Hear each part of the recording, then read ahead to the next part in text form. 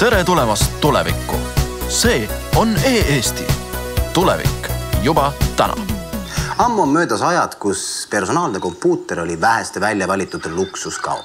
Tänapäevaks on tehnoloogia arenenud nii kaugele, et ka lihtne inimene saab ja võib oma argipäeva selle abil kergemaks teha. Ei pea olema haritud, ei pea olema spetsiifiliste oskustega, et teha pangaülekannet interneti kaudu või kasutada kõrgtehnoloogilist dokumenti, ID-kaarti. Sellega saab hakkama ka lihtne jahimees. Kuidas jahiõnn ka on naeratanud viimasel ajal? No jahiõnn naeratab päris laia suuga sellest ajast peale, kui ma olen õppinud kasutama pangateenuseid läbi interneti.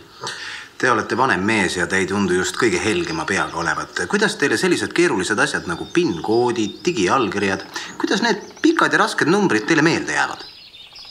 Sellega on nüüd siuke lugu, et oma kasutaja-tunnus olen ma siia tätoveerinud pissikava peale. Ma näen.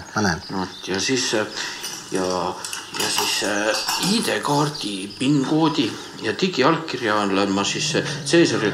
Cäsar, taasima! Istu!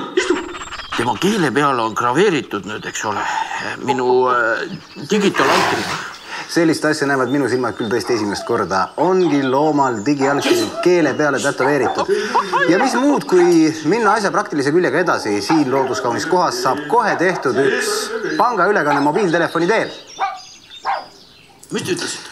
Ma ütlesin, et äkki oleks selles keskkonnas paras hetk üks pangaülekanne mobiiltelefoni abil teha.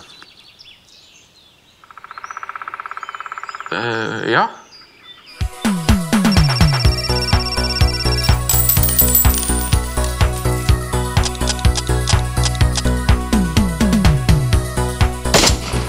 Tulevik juba täna.